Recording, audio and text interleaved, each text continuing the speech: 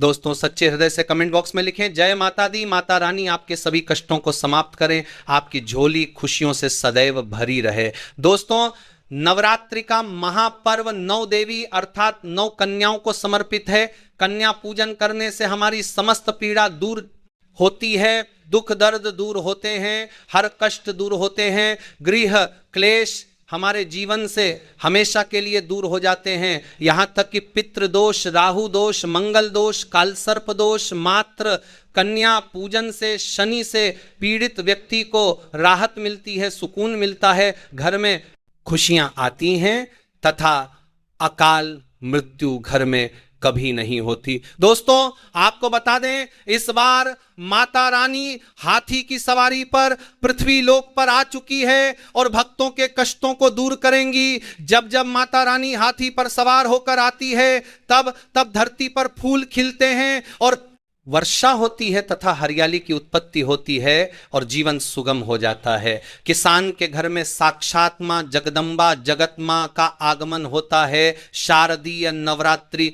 2025 की शुरुआत सोमवार 22 सितंबर 2025 से हो रही है और इसका समापन गुरुवार 2 अक्टूबर 2025 को विजयादशमी या दशहरे के रूप में होगा।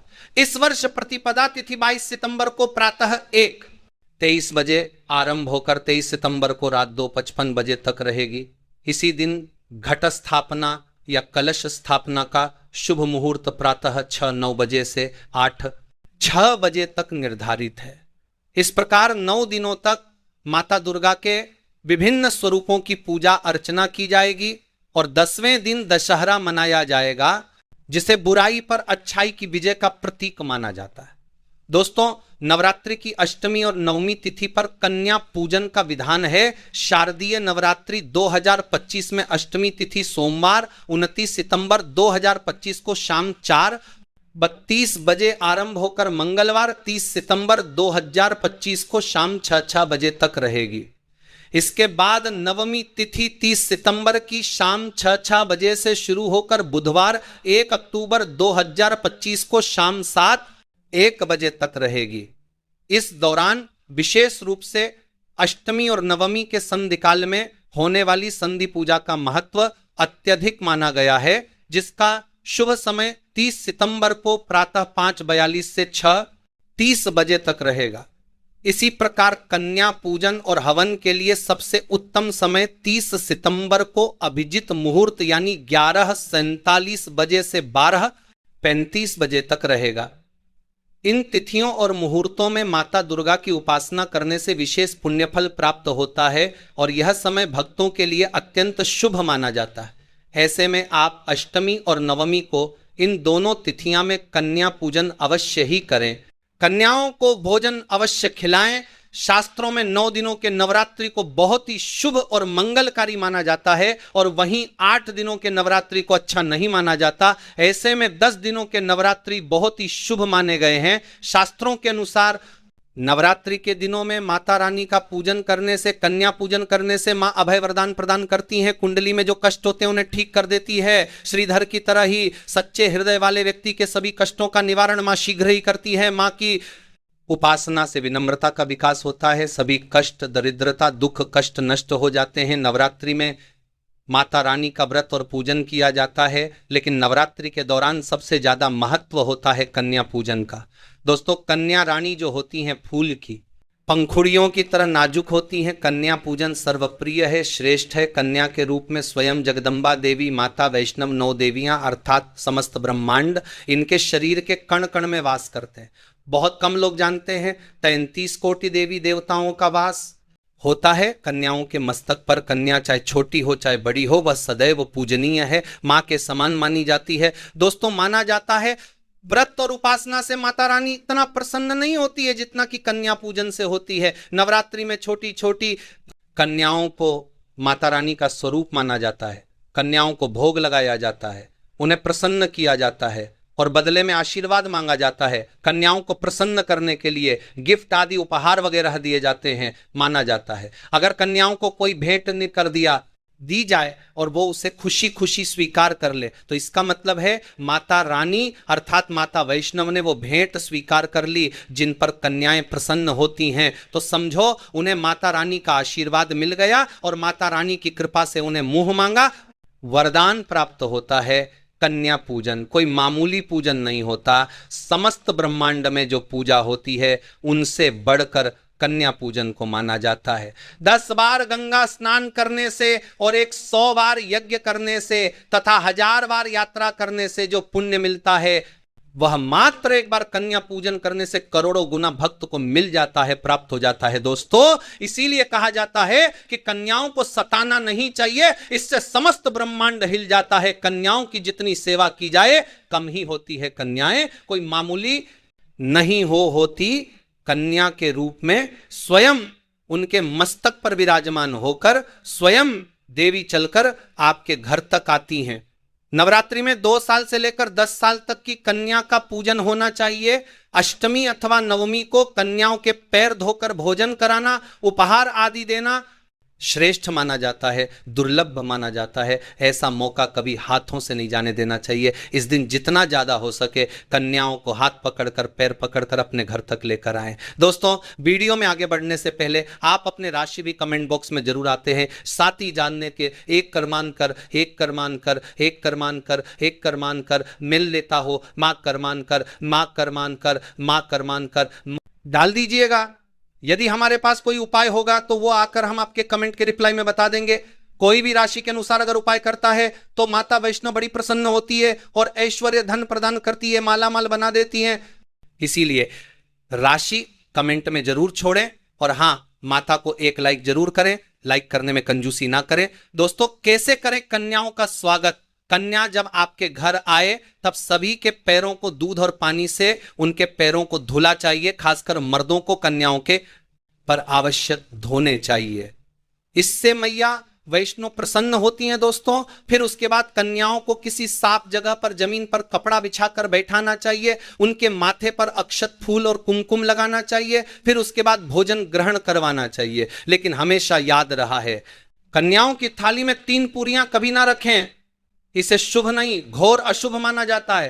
3 पूरियां तथा 3 रोटियां मरने वाले व्यक्ति के लिए निकाली जाती हैं और जेल में कैदियों के लिए दी जाती हैं। ऐसे में कन्याओं को उनकी थाली में 3 पूरी कभी ना दें, लेकिन 1-2 करके पूरियां दे सकते हैं। इससे 3 संख्या बढ़ जाती है और दोष भी नहीं लगता। दोस्तों, कन्याओं को खाना खिलाने के बाद अंतिम में कन्याओं के सर पर लाल चुनरी उड़ाना चाहिए और भोजन में आपको खीर, पूरी, हलवा, चना तथा आलू की सब्जी, छोले वगैरह की सब्जी खिलानी चाहिए। पनीर आदि भी खिलाया जा सकता है। वैसे माता रानी का प्रिय भोजन खीर, हलवा, पूरी और छोले आदि ही हैं, लेकिन भूल से भी लहसुन और प्याज का इस्तेमाल कभी ना करें, अन्यथा अनर्थ हो जाएगा। अक्सर कई लोग कन्याओं को कुरकुरे का पैकेट, चिप्स वगैरह का पैकेट खिलते हैं, जो कि घोर अनर्थ माना जाता है, क्योंकि इसमें लहसुन प्याज का इस्तेमाल होता है, जिसके कारण आपका व्रत खंडित हो सकता है, मां दुर्गा क्रोधित हो सकती हैं। जहां आपने 9 दिनों तक लहसुन प्याज का परहेज किया, लेकिन आपकी एक गलती पूरे व्रत को खंडित कर सकती है। इतना भी नादान नहीं बनना चाहिए कि माता रानी रुष्ट हो जाए और कन्याओं को भी अशुद्ध होना पड़े। कन्याओं को डब्बा बंद कोई भी ऐसी चीज ना खिलाएं जिसमें लहसुन प्याज होता है। कई चीज तो ऐसी होती है मार्केट में जिसके अंदर लहसुन प्याज का इस्तेमाल होता है, ऐसा आप कभी मत करना दोस्तों। कई लोग कन्या पूजन में खाना घर पर नहीं बनाते और मार्केट से रेडीमेड लाकर ही खिलते हैं तथा दही जलेबी खिलाते हैं, जो कि शुभ नहीं माना जाता। दोस्तों, ऐसा खाना वह लोग खिलाते हैं जिनके में मान लीजिए कोई दुर्घटना आदि हो गई है या घर में कोई बीमार है या कोई मुसीबत है, तब वो ऐसा करते हैं। लेकिन अगर आप स्वस्थ हैं, आपको कोई पीड़ा नहीं है, तो ऐसा भूल कर भी नहीं करना चाहिए। मातारा दही जलेबी नहीं, आपके हाथों का बना भोजन खाना चाहती है, आपका प्यार चाहती है। फिर चाहे आप घर में एक ही पूरी क्यों ना बनाए माता के लिए, पर आप स्वयं ही अपने हाथों से माता रानी को भोजन खिलाएं। देखिए, भले ही आप दही जलेबी खिला सकते हैं, परंतु माता को घर का बना हुआ शुद्ध भोजन ही अति प्रिय है। खासकर नवरात्रों के दौरान घर में पक्का खाना अवश्य बनाना चाहिए। माता रानी बहुत प्रसन्न होती है। घर का बना पक्का खाना ही कन्याओं को खिलाना चाहिए। हमेशा याद रखें, कन्या को प्लास्टिक के बने दोने में खाना नहीं खिलाना चाहिए।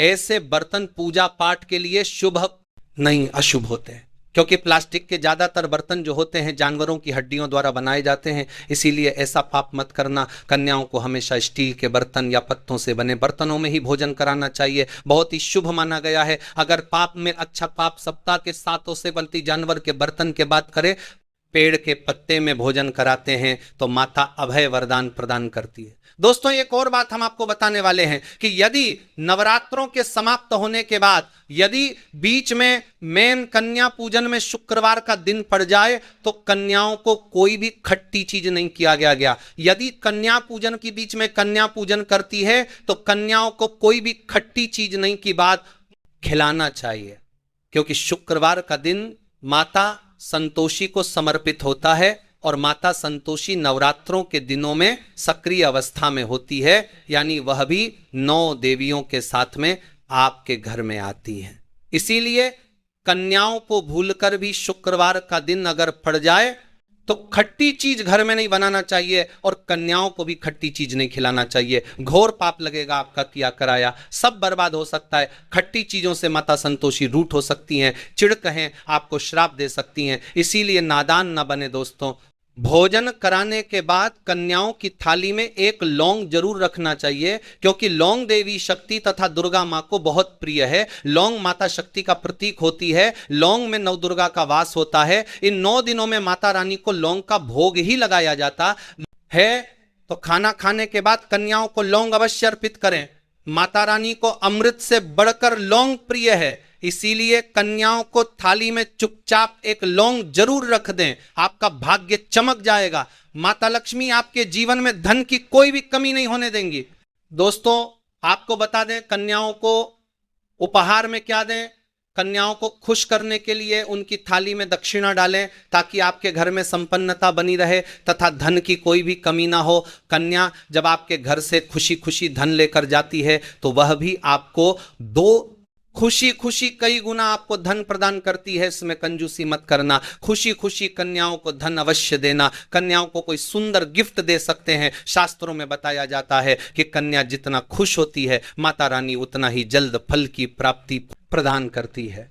ऐसे में आप कन्याओं को चॉकलेट बॉक्स दे सकते हैं तथा खूबसूरत कपड़े दे सकते हैं। याद रहे, काले कपड़े ना दें और स्टील के बर्तन भी गिफ्ट के तौर पर दे सकते हैं। याद रहे कि कन्याओं को लोहे का कोई भी सामान नहीं देना चाहिए, नहीं तो राहु केतु का प्रभाव आपके जीवन में प्रवेश कर जाएगा। राहु काल तथा राहु दोष आपको लग जाएगा, आप बर्बाद भी हो सकते हैं।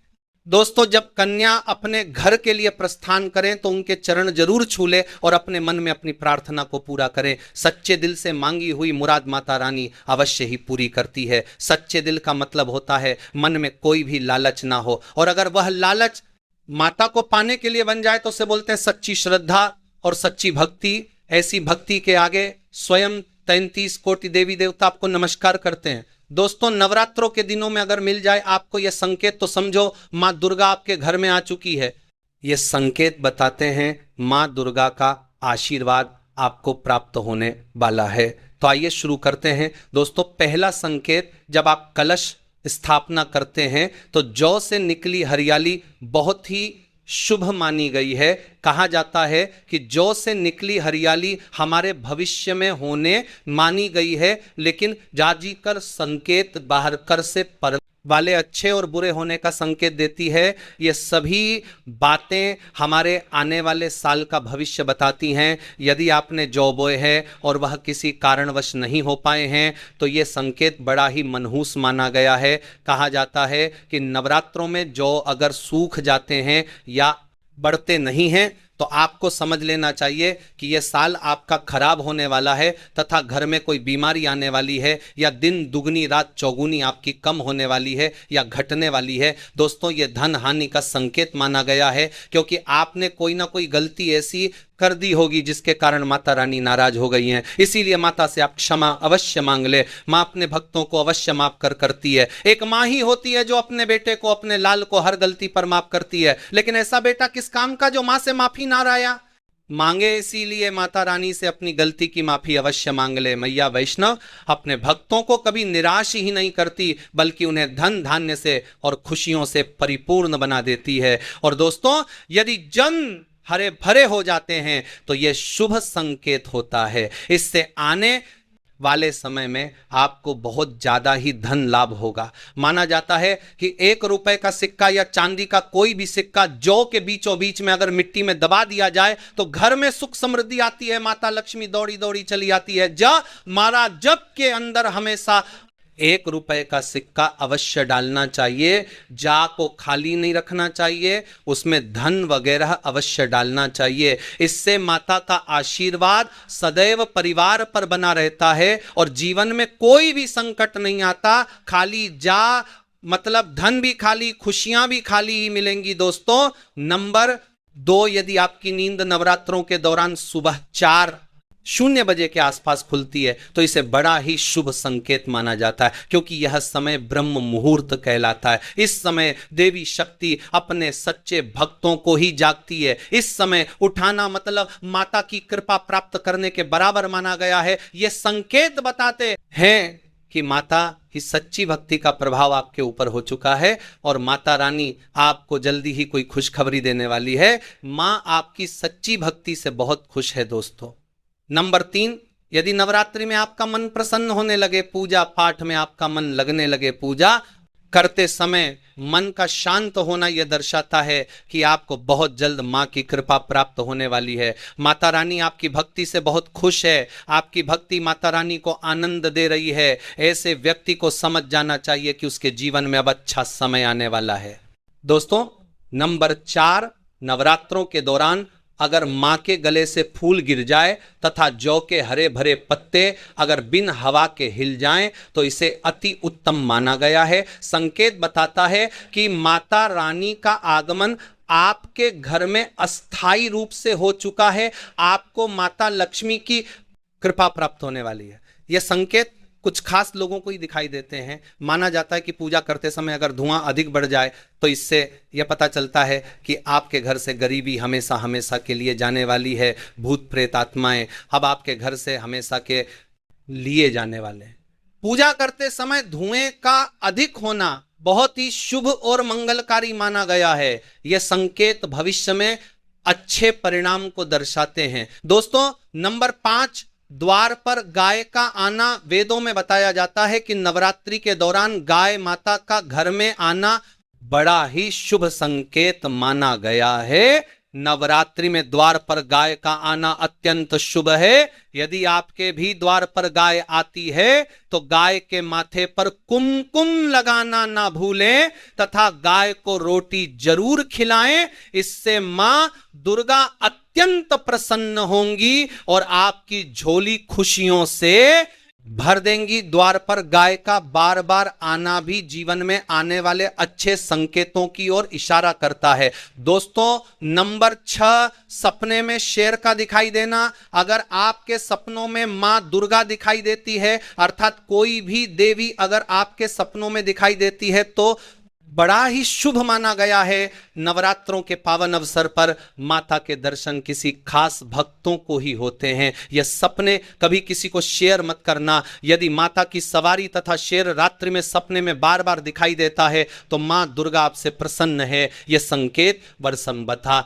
दुर्गा बताते हैं कि जल्द ही आपकी कोई मनोकामना अवश्य पूर्ण होगी और आपके शत्रुओं का नाश हो जाएगा। शत्रु आपके नाम से ही थर थर कांपने लगेगा। मां दुर्गा का वाहन शेर है, इसीलिए नवरात्रि में शेर का दिखाई देना अत्यंत शुभ संकेत होता है। दोस्तों, नंबर 7, यदि कोई छोटी कन्या आपको सुबह सुबह लाल वस्त्र धारण किए हुए दिखाई देती है तो आपने साक्षात मां दुर्गा के दर्शन किए हैं। यदि नवरात्रों में सबसे पहले आपके घर में कन्याओं का आगमन हो जाए तो समझो आपको दुनिया की कोई भी शक्ति, ब्रह्मांड की कोई भी शक्ति आपको करोड़पति होने से नहीं रोक सकती। आपके जीवन में, आपके घर में माता लक्ष्मी का आगमन होने वाला है। दोस्तों, नवरात्रि के 9 दिन के पश्चात क्या जवारे को विसर्जित कर देना चाहिए या जवारे को कुछ बचा करके अपने पास में रखना चाहिए? दोस्तों, ज्वारे में छिपा है आपकी किस्मत का राज। आखिर जवारे में क्या डालना चाहिए और ज्वारे क्यों सूख जाते हैं? क्या आपके जवारे का पत्ता खाने से धन संपदा प्राप्त होती है, सुख प्राप्त होता है? जानिए संपूर्ण जानकारी। दोस्तों, करोड़पति बनने का सपना बंद किस्म के ताले को खोलने का गुप्त रहस्य है। यह नवरात्रि में जवारे के बिना मां दुर्गा की पूजा अधूरी मानी जाती है और इसकी एक पौराणिक कथा भी है। सारी जानकारी इस वीडियो में आज मैं आप लोगों को विस्तार से बताऊंगा, इसलिए मैं बोल रहा हूं कि इस वीडियो को ध्यान से देखना। यदि आपके मन में कोई डाउट है तो दोस्तों गुरुजी से सुनते हैं कि वह क्या कहते हैं इसके बारे में। तो आइए दोस्तों जानते हैं इस वीडियो में। देखिए, मान्यताओं के अनुसार ज्वारे को भगवान ब्रह्मा का प्रतीक माना जाता है, इसलिए नवरात्रि के पहले दिन घट की स्थापना के समय जो कि सबसे पहले पूजा की जाती है उसे कलश में भी स्थापित किया जाता है। सृष्टि की पहली फसल जौ को ही माना जाता है, इसलिए जब भी देवी देवताओं की पूजा की जाती है या हवन के समय आपने अवश्य देखा होगा जौ अर्पित किए जाते हैं। साथ ही ये भी कहा जाता है कि ज्वारे अन्न ब्रह्मा के समान है और अन्न का हमेशा सम्मान करना चाहिए, इसलिए पूजा में जौ का इस्तेमाल भी होता है। इसलिए लोग ज्वारे बोते हैं। नवरात्रि में बोए जाने वाले ज्वारे से आप अपना भविष्य भी जान सकते हैं। कैसे जान सकते हैं, इस वीडियो में आप लोगों को सारी जानकारी विस्तार से बताऊंगा। यदि आपने अपने घर में ज्वारे बो करके नहीं रखे हैं तो कोई नहीं, इस वीडियो को ध्यान से देख लेना।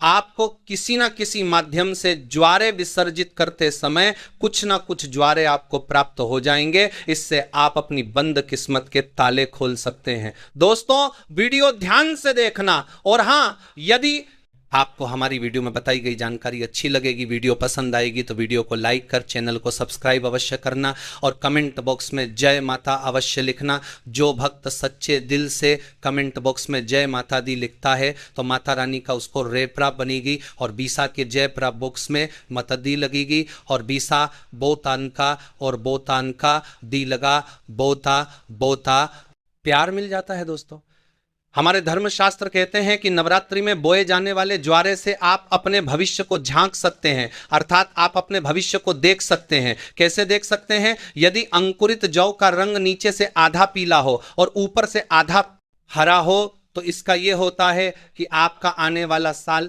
आधा समय ठीक रहेगा और आधा समय आपका खराब चलेगा। यदि जड़ नीचे से आधा हरा है और ऊपर से आधा पीला है तो इसका मतलब यह है कि आपका शुरुआती समय ठीक से बीतेगा, किंतु पश्चात में आपको परेशानी का सामना करना पड़ेगा। आपको घबराना नहीं है, इससे हम आपको छुटकारा पाने का तरीका भी बताएंगे। इस अंत तक वीडियो देखें क्योंकि अधूरा ज्ञान हमेशा लटकती तलवार की तरह ही होता है। दोस्तों इसी के साथ ही जो सफेद या हरे रंग में उग रहे हैं तो यह अत्यंत शुभ संकेत है। यदि ऐसा है तो मान लीजिए कि आपकी पूजा सफल हो गई है और आने वाले समय में खुशियों के दरवाजे आपके खुल जाएंगे। जो यदि सुखी और पीली होकर के झरने लगे तो इसे अशुभ संकेत मान सकते हैं। ऐसे में आप जो है माँ दुर्गा से अपने कष्टों और परेशानी को दूर करने के मन्ना आप लिए प्रार्थना कर सकते हैं, या फिर नव दुर्गा का बीज मंत्र जैसे एयुएम धूम दुर्गाय नमः। दोस्तों इस मंत्र का 100 बार हवन करके आहुति दे सकते हैं, इससे आपको अत्यंत लाभ मिलेगा। और माता रानी से प्रार्थना कर सकते हैं। जो ज्वारे होते हैं ये बहुत ही पवित्र चीज है, इसे आप साधारण समझना।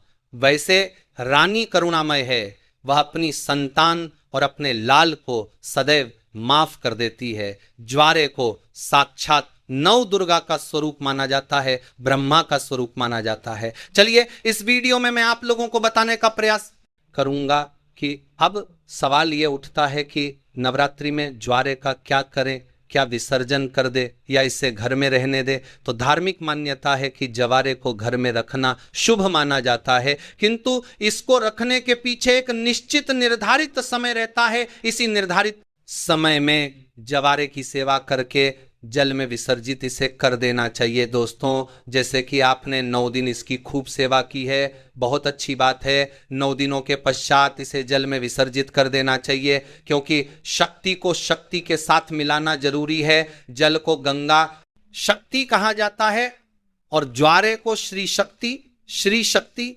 अर्थात लक्ष्मी की शक्ति, दुर्गा की शक्ति। इसलिए श्री शक्ति को हम जब जल शक्ति गंगा शक्ति को भेंट करते हैं तो यह गंगा शक्ति में जाकर के मिल जाती है। मैं आपको एक छोटे से उदाहरण से समझाने की कोशिश करूंगा। जिस प्रकार जो हमारा शरीर होता है यह 5 तत्वों में मिल जाता है, उसी प्रकार ज्वारे भी पूर्ण प्रकार के साथ अपने अष्टभुजा दुर्गा स्वरूप में शक्ति में मिल जाता है। तो दोस्तों ज्वारे 9 दिन अखंड ज्योत जलने के कारण, ध्यान से सुनना, जवारे के आसपास में 9 दिन अखंड ज्योत जलने के कारण, माँ दुर्गा के समीप में यह रहने के कारण बिल्कुल ही यह शक्ति स्वरूप में जागृत हो जाते हैं। ऐसे ज्वारे लोगों के दुख, तकलीफ, परेशानी, इन सब को चुटकियों में समाप्त कर सकते हैं। तो आइए इस वीडियो में ज्वारे से इस प्रकार हम अपनी फूटी किस्मत को दूर कर सकते हैं, अपने दुर्भाग्य को सौभाग्य में बदल सकते हैं, और सभी प्रकार की आपकी जो दबी हुई इच्छा है आप उसे पूर्ण कर सकते हैं। देखिए, यदि आज की वीडियो आपने मिस कर दी तो सारी जिंदगी आप गरीब रहेगा जाएंगे, क्योंकि ज्वारे से आप अपनी गरीबी को, अपने कष्ट को, अपनी परेशानी को, अपने दुख को, अपनी तकलीफ को, या कि घर परिवार में किसी को दुख है, तकलीफ है, लंबे समय से बीमार है, आप उन्हें स्वस्थ करा सकते हैं। तो आइए इस वीडियो में जानते हैं वास्तव में हमें जो है ज्वारे का क्या करना चाहिए। तो ज्वारे विसर्जित करते समय कुछ ज्वारे साफ पानी से धो करके हमें अपने साथ में ले आना चाहिए। क्यों इसे लाना चाहिए? क्योंकि इसे श्री शक्ति का प्रतीक कहा जाता है। श्री शक्ति अर्थात इसे लक्ष्मी का स्वरूप माना जाता है। ज्वारे को हमेशा धन स्थान है, व्यापार स्थान है, या फिर कारोबार स्थान है, यहां पर अवश्य रखना चाहिए। इससे धन में बढ़ोतरी होती है, कारोबार में उन्नति होती है। यदि आपकी दुकान ठीक से नहीं चल पा रही, कारोबार में आपको बढ़ोतरी नहीं हो पा रही है, या फिर आपका धंधा पानी अच्छे से नहीं चल पा रहा है, निरंतर आपको नुकसान हो रहा है, तो बिल्कुल ही ज्वारे की कुछ पत्तियां आप अपने व्यापार स्थान में, धन नकमूर आपके पास 1 साल लेते दिया या फिर स्थान में अवश्य रखिए। आपके धन में बढ़ोतरी होगी, कारोबार में तरक्की होगी, और आप जो भी बिजनेस करें उसमें आपको लाभ मिलेगा, ऐसा भी माना जाता है। जौ को पीले वस्त्र या लाल वस्त्र में लपेटकर ऊपर से मौली धागा बांध करके यदि इसे पैसों के स्थान पर रखा जाए तो इससे कभी भी पैसों की नहीं होती, क्योंकि ये श्री शक्ति के कारण ये जागृत हो जाते हैं। श्री अर्थात लक्ष्मी, ये पूर्ण रूप से लक्ष्मी की शक्ति कहे गए हैं। इसी के साथ ये भी कहा जाता, कुछ लोग ये भी कहते हैं, हमारे ही बहुत से लोग हैं संपर्क में जुड़े हुए, तो बहुत से लोगों का यह भी मानना है कि ज्वारे को थोड़ी सी मात्रा में मैं अपने पर्स में अवश्य रखना चाहिए, और आप में से अधिकतर लोग ज्वारे को पर्स में अवश्य रखते होंगे। अब इसके पीछे कारण मैं आप सभी दर्शकों को बताना चाहूंगा। जिस प्रकार इसे धन स्थान में रखने से धन की कमी नहीं होने देता, उसी प्रकार यह पर्स में रखने से आपके पर्स में कभी भी पैसों की कमी नहीं होने देता, क्योंकि पर्स को भी धन स्थान कहा जाता है, लक्ष्मी स्थान कहा जाता है, और यह पर्स में होने के कारण हमेशा आपके पर्स को नोटों से भरे का काम करता है। दोस्तों, किसी भी श्रेष्ठ मनोकामना के लिए 5 जवारे के साफ एवं स्वच्छ पत्तियों को देवी पुराण है या दुर्गा सप्तशती दिव्य जो किताब है, माता रानी की दिव्य किताब है, जैसे कि देवी पुराण है या दुर्गा सप्तशती है, ये सब दिव्या किताब कही गई है।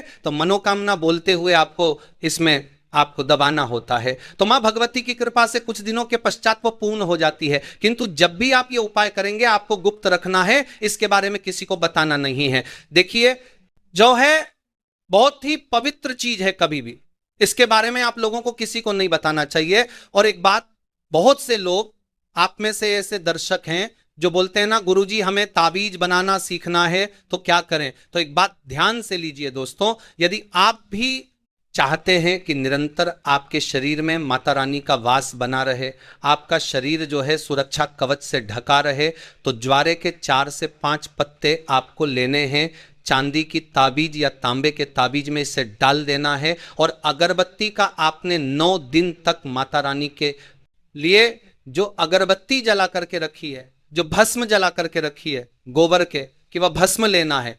माता रानी को जो आपने अचार चढ़ा करके रखे हैं, जिसे हम पीला चावल बोलते हैं, वो आपको लेने हैं, और इससे आपको ताबीज में डाल देना है। ये तीनों सामग्री को आपको ताबीज में डाल देना है, माता रानी का ध्यान करना है, अगरबत्ती या फिर धूप का धुआं दिखाना है, आपने जो ताबीज बना करके रखा है उसमें, और आप जो है इसी के पश्चात किसी भी दिन धारण कर सकते हैं। तो ये आपको हमेशा सुरक्षा कवच की तरह ही आपको फायदा पहुंचाएगा। किसी भी प्रकार की आपकी ये दुर्घटना नहीं होने देंगे। एक चैनल नहीं बल्कि आप सभी दर्शकों का परिवार है। जो बहन हमारी वीडियो को देख रही है, मैं उन्हें बताना चाहूँगा, यदि आपको मंगल दोष लगा है जिसके कारण आपका भव होने में यदि विलंब आ रहा है, तो आप परेशान नहीं होना है।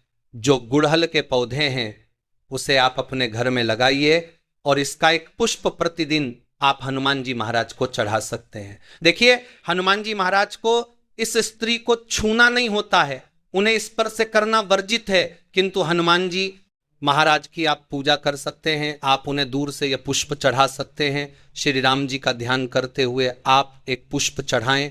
यदि 5 पुष्प चढ़ाते हैं तो ये अति है, किंतु तुम्हें इसलिए एक पुष्प मैं बता रहा हूं सामर्थ्य अनुसार, क्योंकि कभी कभी ऐसा होता है हमें डेली ये पुष्प नहीं मिल पाते हैं। तो आपसे मन परे जितने पुष्प मन परे बिल्कुल ही चलाइए, मिलेगा। ये उपाय कोई भी कर सकता है, बिल्कुल ही मंगल दोष लगा है वह दूर हो जाएगा। और ये उपाय करने के पश्चात हनुमान जी महाराज की कृपा भी प्राप्त होती है। जो लोग नित्य 2 से 5 पुष्प हनुमान जी महाराज को चढ़ाते हैं दोस्तों, फिर ऐसे व्यक्ति को अष्ट सिद्धि और 9 निधि की प्राप्ति होती है, इसमें संदेह नहीं है। और हनुमान जी महाराज आपके जीवन में चल रही प्रत्येक परेशानी को दूर करते हैं। लाल किताब में यहां तक यह भी लिखा है कि यदि कोई व्यक्ति, ध्यान से सुनिए, लाल किताब में यहां तक यह भी लिखा है कि कोई व्यक्ति शनि की 7.5 या फिर पौनी दशा से परेशान है तो उसके 5 पुष्पन श्री राम जी का ध्यान करते हुए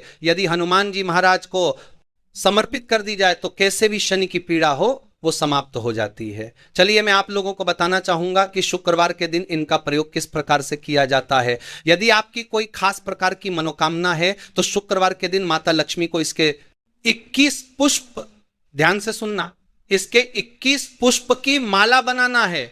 और संध्या काल में ना दिन हो ना रात हो, जो मध्यम समय कहा गया है, संध्या काल में इसे माता लक्ष्मी को घी का दीपक जला करके खास मनोकामना बोलते हुए इसके पुष्प की माला बना करके माता लक्ष्मी को चढ़ाएं। ये आपकी बहु मनोकामना पूर्ण होती है। ये माता लक्ष्मी को चढ़ाएं, जो उन माता लक्ष्मी को समय काल में चला करके माता लक्ष्मी को घी का दीपक जला करके खास लक्ष्मी को शुक्रवार के दिन चढ़ाए जाते हैं। कोई खास मनोकामना हो तो 3 शुक्रवार तक यह उपाय कीजिए, 100% लाभ मिलता है, इसमें संदेह बिल्कुल भी ना करें, क्योंकि यह प्रयोग प्रमाणित है। हम बहुत से लोगों को करा चुके हैं। इसके पश्चात बताना चाहूँगा, आप में से ऐसे लोग हैं जो कि माता रानी के भक्त हैं, अर्थात माता नवदुर्गा जी के भक्त, तो एक काम करना, यदि आप माता रानी से कुछ खास प्रकार के वरदान प्राप्त करना चाहते हैं, कहने का मतलब है कि जैसे धन चाहिए,